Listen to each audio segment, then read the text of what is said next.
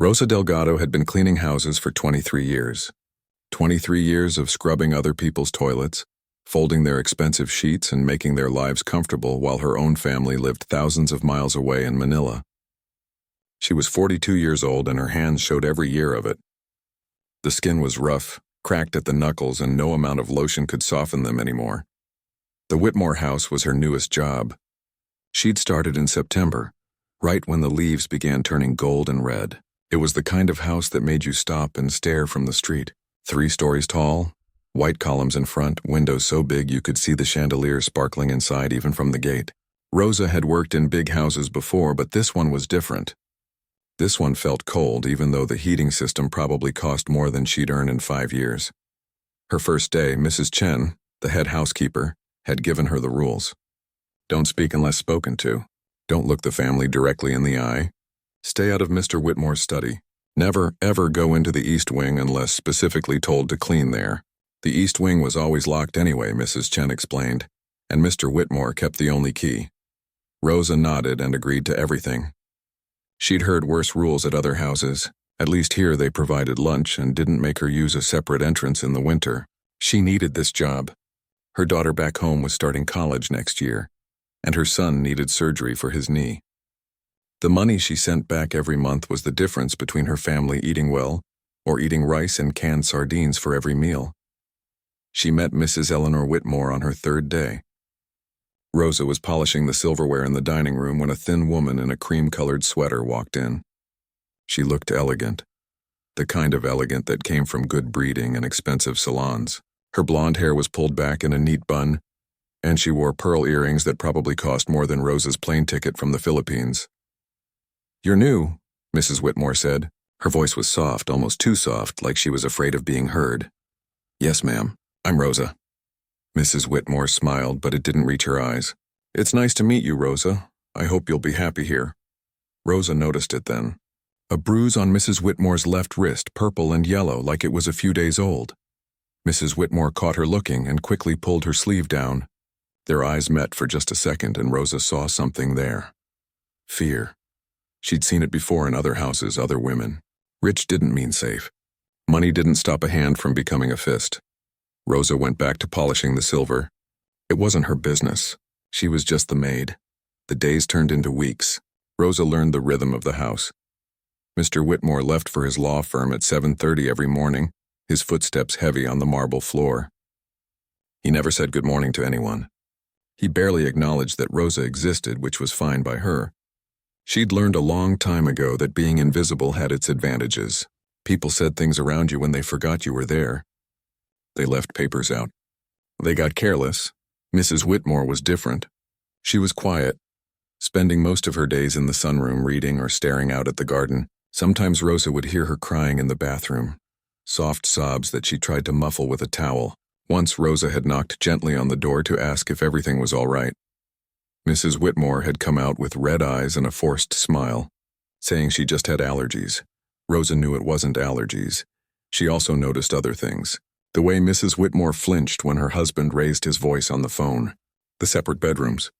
The bottles of sleeping pills in Mrs. Whitmore's bathroom drawer, prescribed by 3 different doctors. The untouched meals that Rosa would clear away. The food barely moved around the plate to make it look eaten. But the strangest thing was the East Wing. Rosa wasn't supposed to go there, but one afternoon in November, she'd seen Mr. Whitmore coming out of it. He'd locked the door behind him carefully, checking it twice, and then he'd left for a business trip. Rosa had watched from the top of the stairs, hidden behind a potted plant. The way he'd locked that door, it wasn't just about privacy. He was protecting something, or hiding something. That night, Rosa couldn't sleep in her small room on the 3rd floor, the one reserved for live-in staff. She kept thinking about Mrs. Whitmore's bruises, about the locked wing, about the sadness that hung over this beautiful house like fog. Back home, her mother used to say that houses absorbed the feelings of the people inside them. Happy homes felt warm, sad homes felt cold. This house felt like a tomb. Rosa had her own sadness to carry.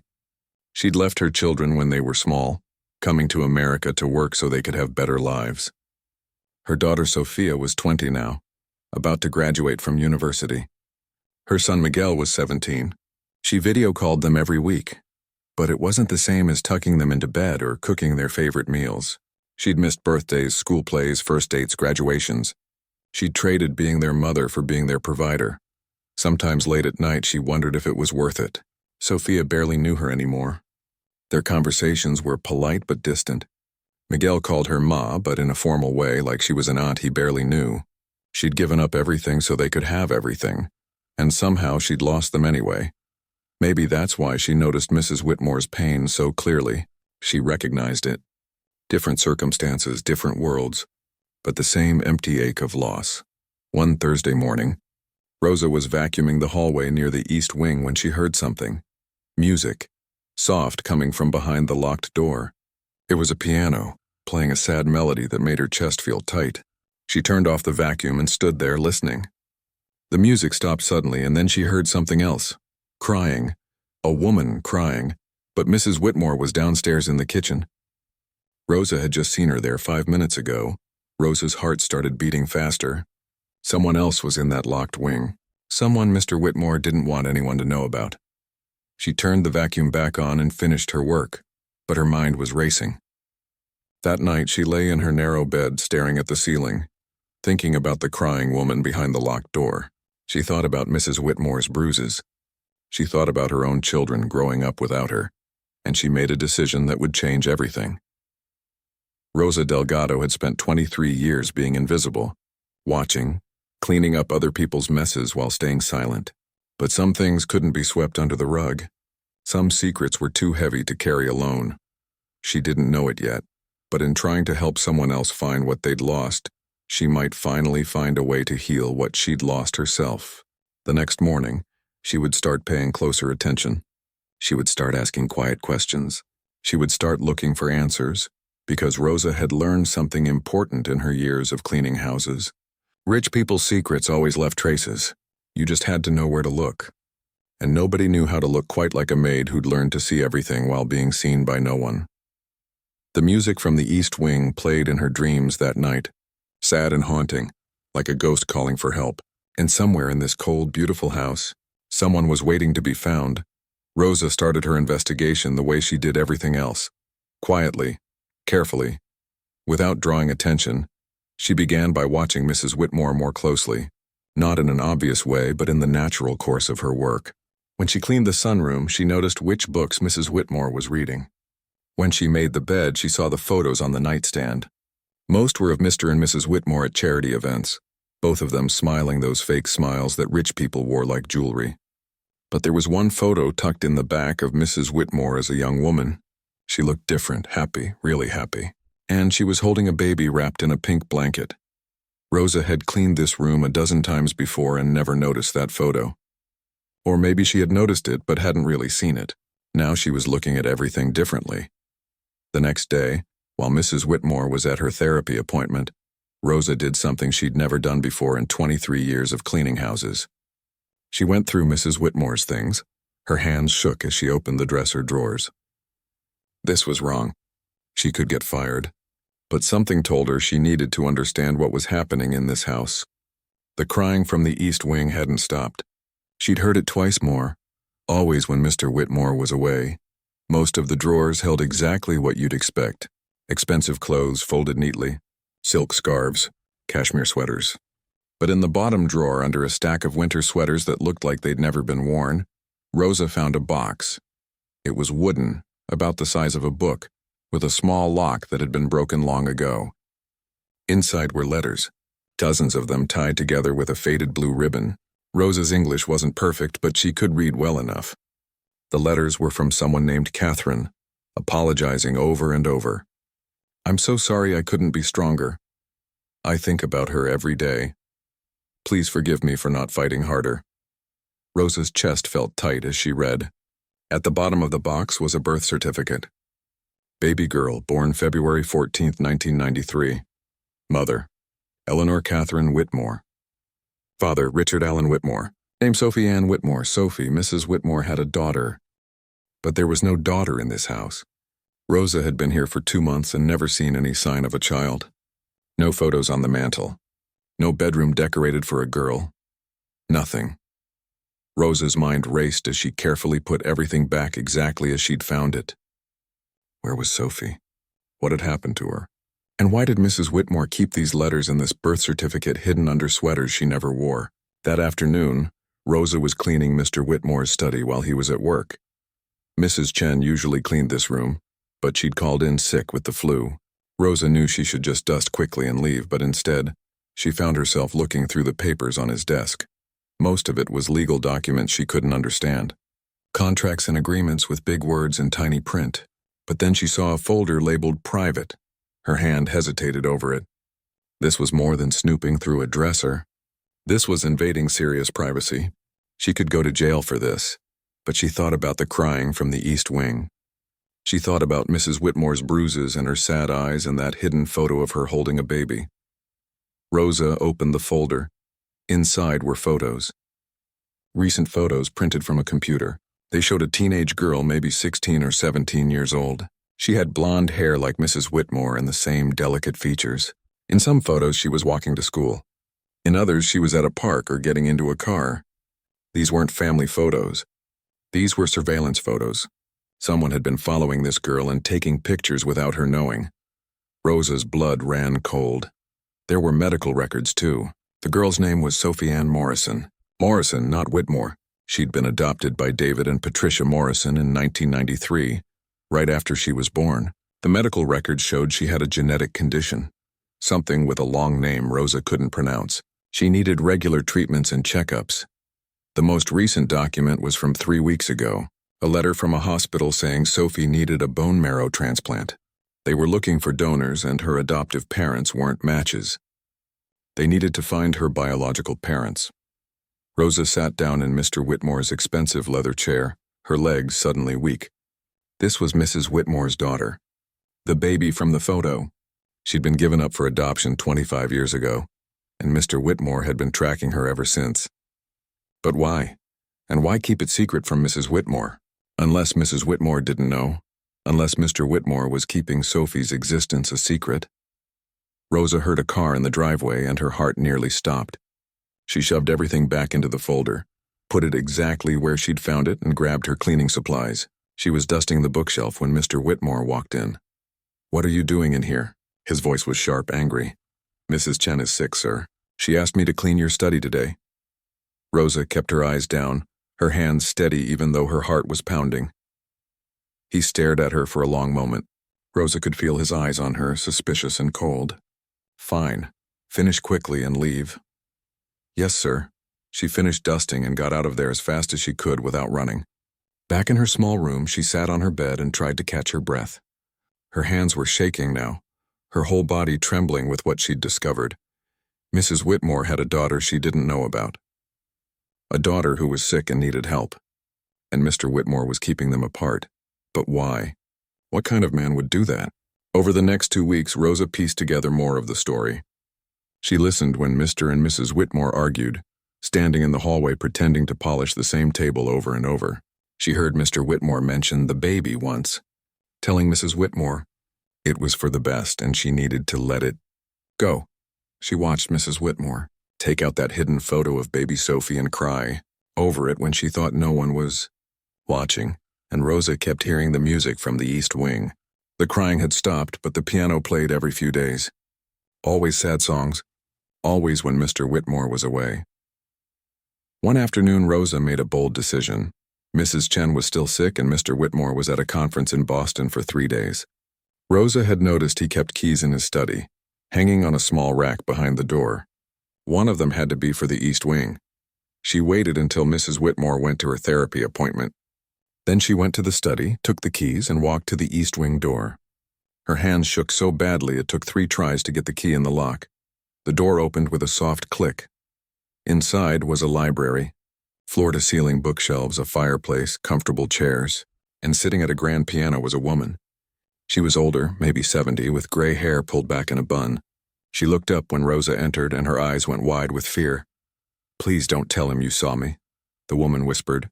"Please, he'll send me away again." Rosa stood frozen in the doorway. "Who are you?" "Catherine. Eleanor's mother." The woman's voice broke. "He's kept me locked in here for 2 years. He said if I ever told Eleanor I was alive, he'd have me declared insane and put in an institution where she'd never find me. Rosa felt like the floor had dropped out from under. Her Mrs. Whitmore's mother alive, locked, in the east wing of her own daughter's house, the baby. Rosa whispered. Sophie, you know about her?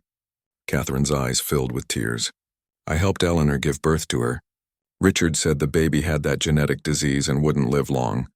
He said it was kinder to give her up, let her die with people who didn't know her. Eleanor was so young, just 20. She believed him. Catherine grabbed Rosa's hand. But I found out the truth years later. Sophie didn't die. She was healthy or healthy enough. Richard lied. He didn't want a sick child ruining his perfect life, so he gave her away and told Eleanor she was doing the right thing. Rosa's mind was spinning. Mrs. Whitmore doesn't know any of this? No. And when I tried to tell her 5 years ago, Richard had me declared incompetent. He put me in a care facility, told Eleanor I'd died there. Then 2 years ago, he brought me here, locked me in this wing. He brings me food, books, everything I need. But I'm a prisoner. He says if I behave, if I never tell Eleanor the truth, he'll let me see her someday. But that day never comes. Rosa looked at this woman, this prisoner in her own daughter's home, and felt something shift inside her. She'd spent 23 years being invisible, staying quiet, not getting involved.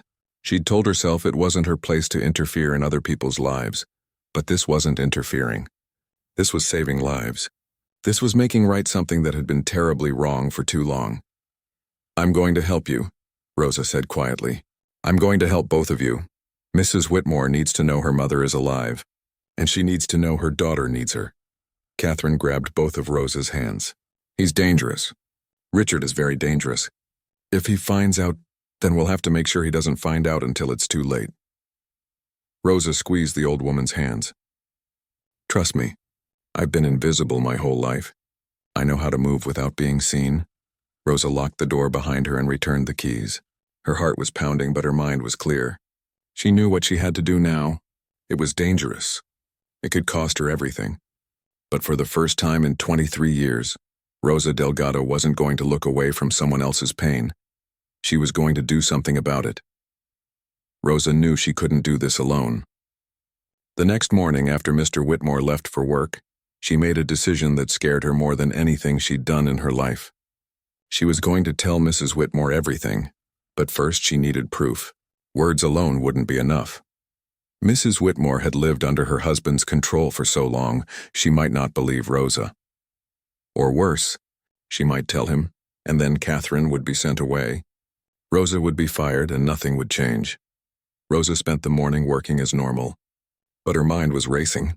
She needed copies of those documents from Mr. Whitmore's study. She needed a way to prove Catherine was alive in the East Wing. And she needed to do all of this without Mr. Whitmore knowing. That afternoon, while cleaning the second floor, Rosa saw Mrs. Whitmore in the hallway. She was wearing a long-sleeved shirt despite the warm house, probably hiding more bruises. Her eyes were red like she'd been crying again. Mrs. Whitmore, Rosa said softly, can I talk to you? Somewhere private? Mrs. Whitmore looked surprised.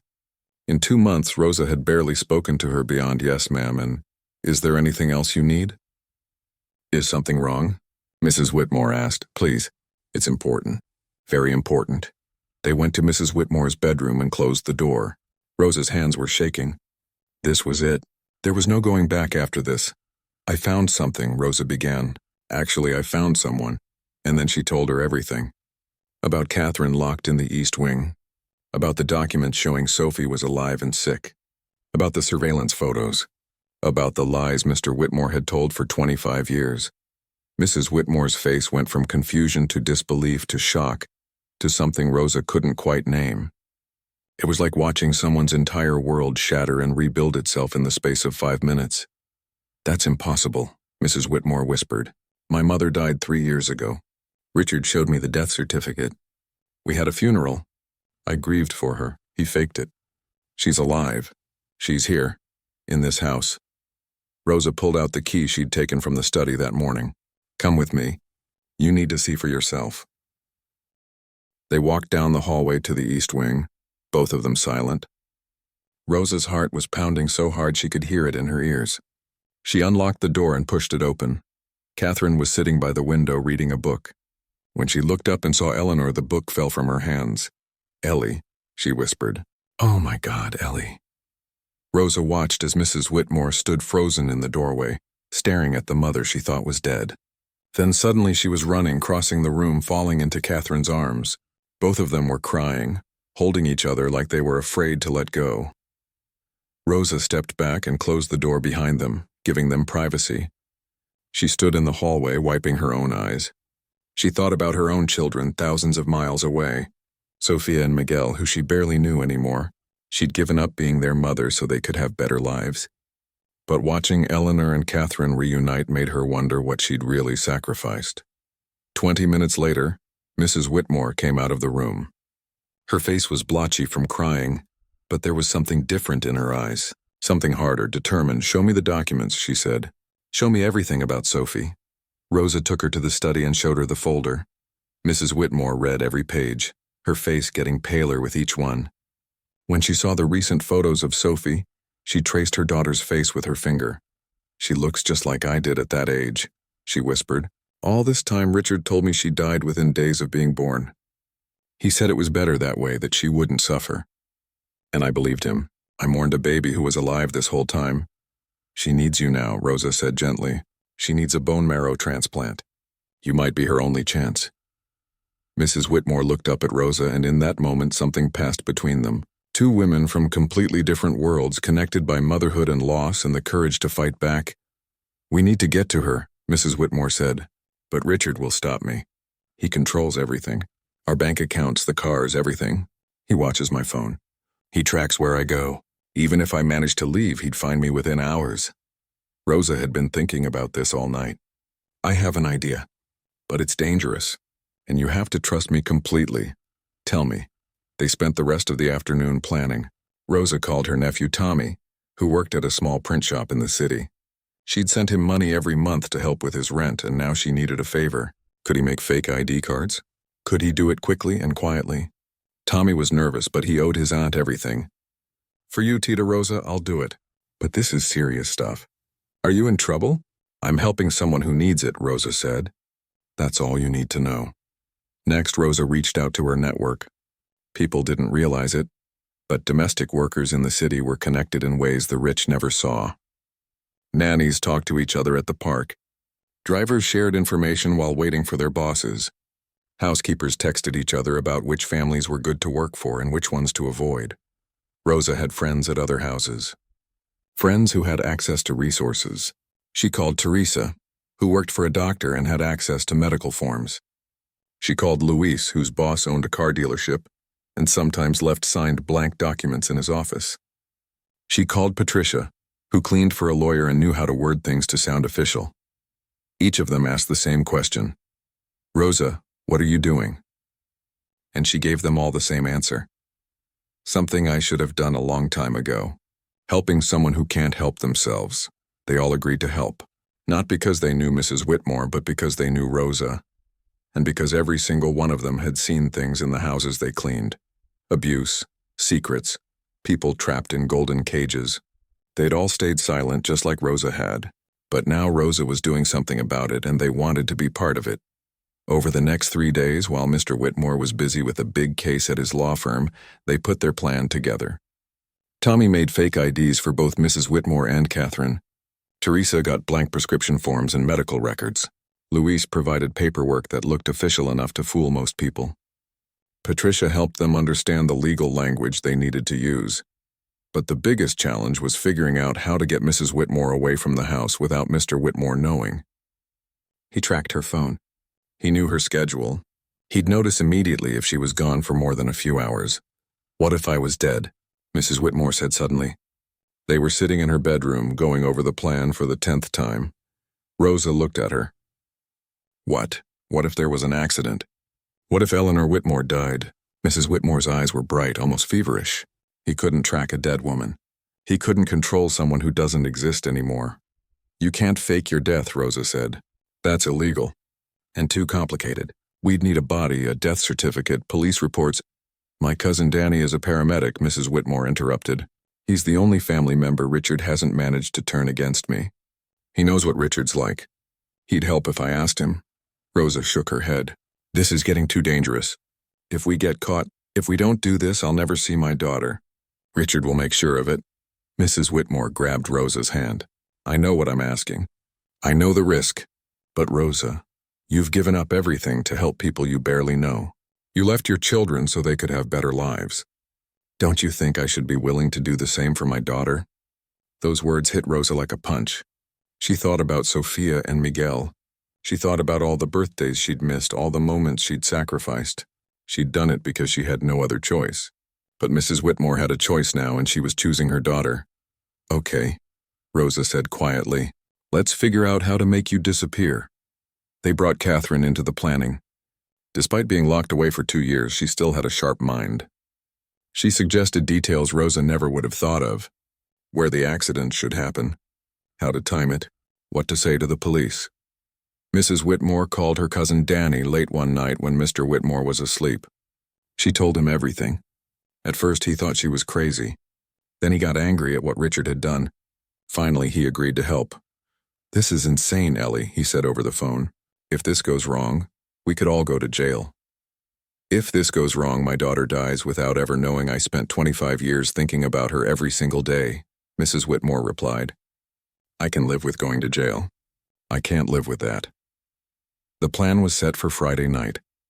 Mr. Whitmore had a business dinner in the city that would keep him away until late. Mrs. Whitmore would drive to a secluded road outside of town, the one that curved along the river. Danny would meet her there with an ambulance. They'd stage an accident. He'd file a report saying Eleanor Whitmore died at the scene. Her body would be taken to a funeral home owned by another friend of Danny's, someone who owed him a favor.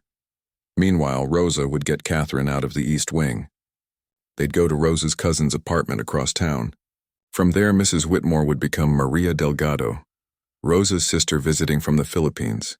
Catherine would be their mother. They'd cut and dye Mrs. Whitmore's hair, change how she dressed, give her thick glasses and different makeup. It was crazy. It was illegal. It would probably never work. But on Thursday night, as Rosa lay in her small bed trying to sleep, she realized something. For 23 years, she'd been invisible by choice. She'd stayed quiet and safe and uninvolved. She'd watched other people's pain and told herself it wasn't her responsibility. But some things were worth being seen for. Some things were worth risking everything. Tomorrow they would try to do the impossible. They would make a woman disappear. They would reunite a mother with her daughter. They would free a prisoner from her own home. And Rosa Delgado, the invisible maid, would be the one to make it all happen. She thought about her own children one more time before falling asleep. Maybe she couldn't fix what she'd lost with them. Maybe she'd been gone too long, sacrificed too much, but she could help someone else fix what had been broken. She could give Sophie and Eleanor the chance she'd never get with Sophia and Miguel. That would have to be enough. Friday arrived too quickly. Rosa woke up at 5 in the morning with her stomach in knots. She'd barely slept, running through the plan in her head over and over, looking for problems, trying to think of everything that could go wrong, and so many things could go wrong. She got up and started her normal routine, making coffee for the household, preparing breakfast, acting like this was just another ordinary day. Mrs. Chen was back from being sick and noticed Rosa was quieter than usual. You okay? Mrs. Chen asked while they were setting up the breakfast table. Just tired, Rosa lied. Didn't sleep well. Mr. Whitmore came down at 7:30, exactly like always. He ate his eggs and toast without speaking to anyone, reading something on his tablet. Mrs. Whitmore came down at 8, looking pale but composed. She'd gotten good at hiding her feelings after years of practice. Rosa watched them from the corner of the kitchen. Mr. Whitmore, with his expensive suit and cold eyes, still had no idea what was about to happen. He didn't know his wife had discovered her mother was alive. He didn't know about the plan they'd made. He thought he was still in complete control. Rosa had learned something important over the years. The most dangerous people were the ones who thought they were untouchable. They got careless. They stopped paying attention. Mr. Whitmore barely looked at Rosa when she refilled his coffee. She was just the maid, invisible, unimportant. He had no idea that the invisible woman in his kitchen was about to destroy his perfect life. At 6 o'clock that evening, Mr. Whitmore left for his business dinner. Rosa watched his car pull away, her heart pounding. This was it. They had maybe 4 hours, 5 if they were lucky, before he came home. She went upstairs to find Mrs. Whitmore already packing a small bag. Just the essentials. Some clothes, her mother's letters, and that photo of baby Sophie. Nothing that would be missed right away. Are you sure about this? Rosa asked one more time. Mrs. Whitmore nodded. Her hands were shaking, but her voice was steady. I've never been more sure of anything in my life. They went to the East Wing together. Catherine was waiting, already dressed in the plain clothes Rosa had bought for her. She looked different without her usual elegant outfits, smaller somehow, more fragile. But her eyes were fierce. Let's go get my granddaughter, she said. The 3 women left through the service entrance at the back of the house. Rosa's old car was parked in the staff lot. It wasn't much, just a 15-year-old Honda with a dent in the door, but it was paid off and reliable. More importantly, it wasn't registered to the Whitmore household. Mr. Whitmore had no way of tracking it. They drove in silence for the first 10 minutes. Then Mrs. Whitmore started crying in the passenger seat. Not loud sobs, just quiet tears running down her face. I thought she was dead, she whispered. For 25 years I thought my baby was dead. Every birthday, every Mother's Day I mourned her. And all this time she was alive, growing up, living her life. And I missed all of it. Rosa kept her eyes on the road. You can't get that time back. But you can be there for her now, when she needs you most. They drove Catherine to Rosa's cousin's apartment first. Maria answered the door and hugged Rosa tight. You're either very brave or very crazy, she whispered in Rosa's ear. Maybe both, Rosa admitted. Maria had everything ready. Hair dye, scissors, different clothes, glasses. She was going to transform Mrs. Whitmore while Rosa and Catherine waited. It would take a few hours, but by the time they were done, Eleanor Whitmore wouldn't exist anymore. Rosa and Catherine sat in the small living room, drinking tea and not saying much. Finally, Catherine spoke. Why are you doing this? She asked. You could lose your job.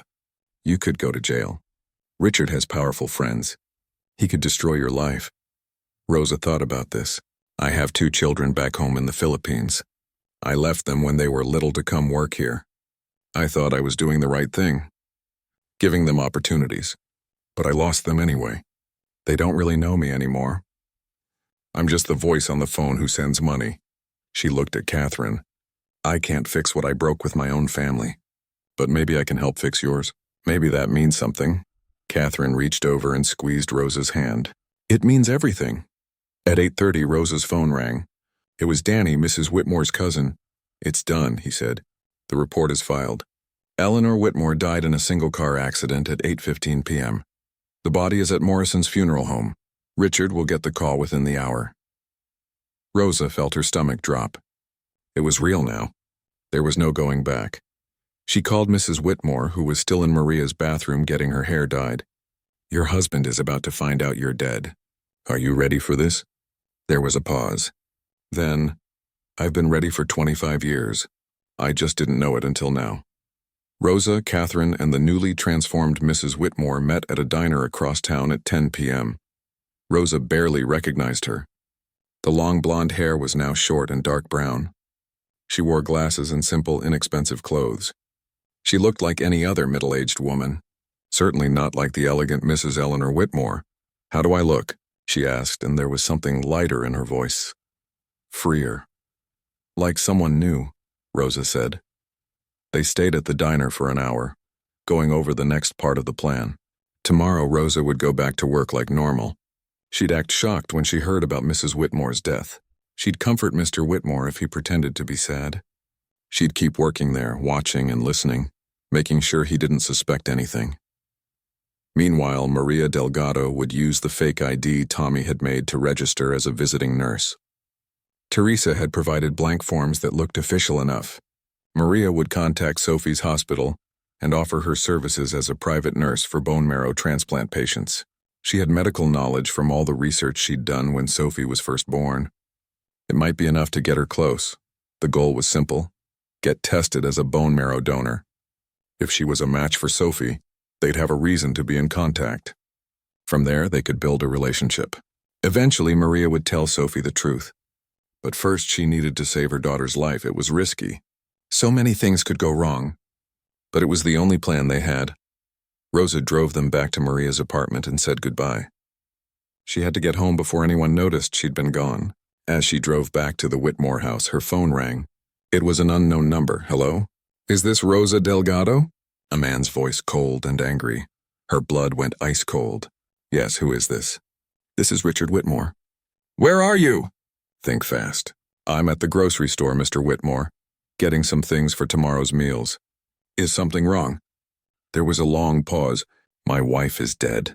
Rosa pulled over to the side of the road, making her voice shake. It wasn't hard. Her hands were actually trembling. What? No, that's not possible. I just saw her this afternoon. She was fine. There was a car accident. She's gone.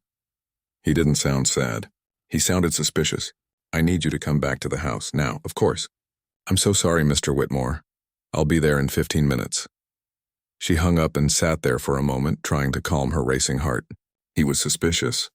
He knew something wasn't right, but he couldn't know what. There was no way he could know. She drove back to the house, practicing her shocked expression in the rearview mirror. When she walked in, Mr. Whitmore was in his study with 2 police officers. They wanted to talk to everyone who worked in the house. Routine questions about Mrs. Whitmore's state of mind, whether she'd seemed upset or distracted. Rosa told them the truth. Mostly. Mrs. Whitmore had seemed sad lately. She spent a lot of time alone. She barely ate. All of that was true. Rosa just left out the parts about finding Catherine and planning to fake Mrs. Whitmore's death. The police seemed satisfied. It looked like a tragic accident. A woman driving on a dangerous road, maybe distracted, maybe going too fast. These things happened. But Mr. Whitmore watched Rosa the whole time she talked to the police. His eyes were sharp, calculating. He knew his wife. He knew she wouldn't have been on that road without a reason, and Rosa could see him trying to figure it out, trying to find the missing piece. After the police left, Mr. Whitmore called Rosa into his study. How long have you worked here? He asked. 3 months, sir. And in those 3 months, did my wife ever mention anything to you? About being unhappy? About wanting to leave? Rosa kept her face neutral. No, sir, Mrs. Whitmore barely spoke to me. I'm just the maid. He stared at her for a long moment. Rosa felt like he was looking right through her, seeing all her secrets. But finally he nodded. You can go. Rosa went to her room and closed the door. Her whole body was shaking now. That had been close. Too close. Mr. Whitmore suspected something. He might not know what, but he knew his wife's death wasn't as simple as it seemed. She texted Mrs. Whitmore a simple message. He knows something is wrong. Be careful. The response came a minute later. Too late to stop now. Tomorrow I meet my daughter. Rosa lay in bed that night, staring at the ceiling, listening to Mr. Whitmore pace in his room below. He was angry. She could hear him on the phone, calling people, demanding answers. He wanted to know where his wife had been going. He wanted to see her phone records. He wanted an autopsy. Let him search, Rosa thought. He won't find anything. Eleanor Whitmore is gone. And in her place is someone new, someone he can't control. The next morning, Rosa went about her work like always. She cleaned. She cooked. She stayed invisible. And while she scrubbed the bathroom tiles and folded the laundry, across town a woman named Maria Delgado was walking into Sophie Morrison's hospital with fake credentials and a real chance to save her daughter's life. The impossible was happening. And Rosa had made it possible, but in the back of her mind she knew this wasn't over. Mr. Whitmore was smart and powerful and used to getting what he wanted. He wouldn't stop until he found answers. And when he did, there would be consequences. Rosa just had to make sure that by the time he figured it out, it would be too late for him to do anything about it. 3 days passed. 3 days of Rosa cleaning the Whitmore house while Mr. Whitmore made phone calls and asked questions, and slowly pieced together that something wasn't right. 3 days of Rosa pretending to grieve for Mrs. Whitmore while checking her phone constantly for updates from Maria. On the 4th day, Maria texted, I met her. She's beautiful. Rosa was dusting the living room when the message came. She had to sit down, her legs suddenly weak. Maria had met Sophie. After 25 years, a mother had finally seen her daughter. The next message came a few minutes later. Getting tested tomorrow. They fast-tracked it because she's running out of time.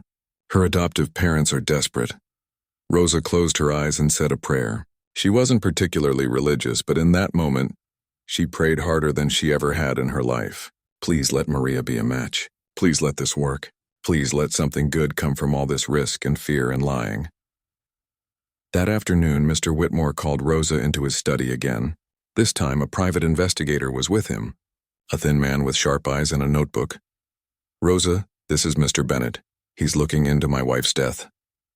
Mr. Whitmore's voice was calm, but Rosa could see the anger underneath. He has some questions for you. Rosa's heart was pounding, but she kept her face calm. Of course. Whatever I can do to help. Mr. Bennett asked about Mrs. Whitmore's routine, where she went, who she talked to, whether Rosa had ever seen her with any unfamiliar people. Rosa answered carefully, telling the truth when she could, lying only when necessary. Did Mrs. Whitmore ever mention her mother? Mr. Bennett asked, watching Rosa's face carefully. Rosa blinked, letting herself look confused. Her mother? No, sir. I thought she had passed away some years ago. She did, Mr. Whitmore said quickly. Too quickly. My wife was very close to her mother. She never really got over her death. Mr. Bennett made a note in his book. Rosa could see there was something he wasn't saying. Some question he wanted to ask but couldn't quite figure out how. After the investigator left, Mr. Whitmore stood by the window, staring out at the garden. She's not dead, he said quietly. Rosa froze. Sir? Eleanor. She's not dead. I don't know how she did it, but she's not dead. He turned to look at Rosa. And I think you helped her. Rosa's mind raced. Deny it, act confused. Mr. Whitmore, I saw the police report. I spoke to the officers. Your wife died in an accident. There was no body. He took a step toward her. The funeral home said there was a mix-up with the remains, that they were cremated by mistake before I could view them. Very convenient, very neat. Too neat, Rosa said nothing. Her phone felt heavy in her pocket, full of messages from Maria that could destroy everything if he saw them. I've been thinking about it, Mr. Whitmore continued. Eleanor knew things she shouldn't have known. She asked questions. A few days before the accident, I noticed someone had been in my study. Papers were slightly moved. And you were the one cleaning that day. I would never go through your things, sir. Where is she? His voice was sharp now, demanding. Where is my wife? I don't know what you're talking about. He moved fast, grabbing Rosa's arm. Not hard enough to really hurt, but enough to scare. I could have you arrested. Breaking and entering. Theft. Conspiracy. I have very good lawyers, Rosa. They could make your life hell. They could have you deported. Rosa looked him in the eye. Do what you want. But I don't know where your wife is.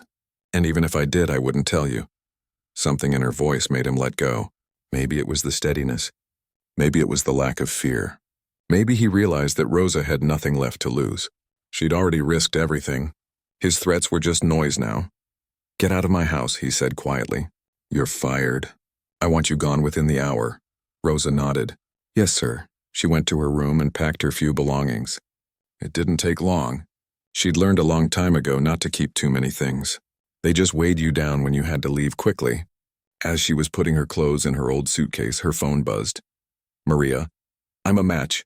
We're scheduling the transplant for next week. Rosa sat on the bed and cried. Not sad tears, happy ones, relieved ones. It had worked. Against all odds, their crazy plan had actually worked. She texted back. He knows something. He fired me. But I don't think he knows where you are yet. Maria, come to the apartment. You're not safe there. Rosa was carrying her suitcase down the back stairs when she heard voices. Mr. Whitmore was on the phone in his study and the door was open. I know she's alive. I need you to find her. Yes, I'll pay whatever it takes. Start with hospitals. She's going to try to contact Sophie Morrison. That's my daughter, the one I gave up for adoption in 1993. Because I'm not letting Eleanor ruin everything I've built. If she contacts Sophie, if she tells her the truth, it all falls apart. Rosa's blood ran cold. He knew about Sophie. Of course he did. And now he was going to try to stop Maria from seeing her. She pulled out her phone and started recording. Slowly, carefully, she moved closer to the study door. Mr. Whitmore was still talking. I don't care if it's legal or not. Sophie is sick. Eleanor will try to donate bone marrow or something. She always had this ridiculous mothering instinct. No, Sophie can't know Eleanor is her biological mother. It would destroy the family I've built, my reputation. Just find her, and when you do, I'll take care of the rest." Rosa recorded every word. When he hung up, she quickly walked away, her heart pounding. She had what she needed now. Proof. Evidence that Mr. Whitmore knew exactly what he'd done and was planning to keep doing it. But she couldn't just leave. Not yet. There was one more thing she needed to do. Rosa went to the east wing. The door was still locked, but she had the key. She opened it and looked inside. The room where Catherine had been imprisoned for 2 years was empty now, but it still felt wrong. Evil. She took photos. The locked door from the inside. The bars on the windows. The small bathroom. The evidence that this beautiful house had been a prison. Then she left. She walked out the service entrance, got in her car, and drove away from the Whitmore house for the last time. At Maria's apartment, she showed everyone the recording and the photos. Catherine cried when she heard Richard's voice, heard him admit what he'd done. Maria's face went pale with anger. "He's not going to stop," Maria said. "Even after I donate the bone marrow, even after Sophie recovers, he'll keep trying to control this." "To control us? Then we need to make sure he can't," Rosa said. She looked at Catherine.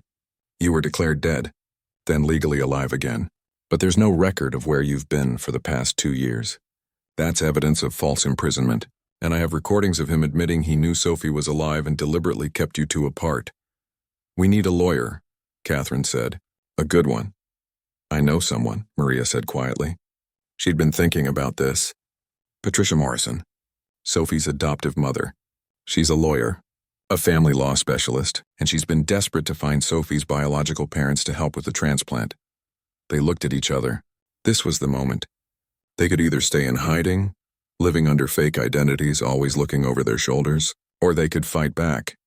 "Let's go meet Sophie's mother," Maria said.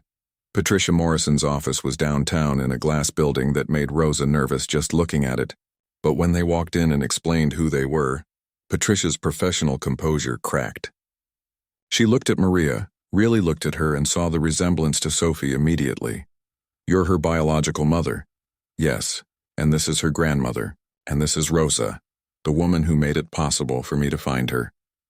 Rosa told the story from the beginning. The bruises, the locked east wing, the documents, the surveillance photos, everything.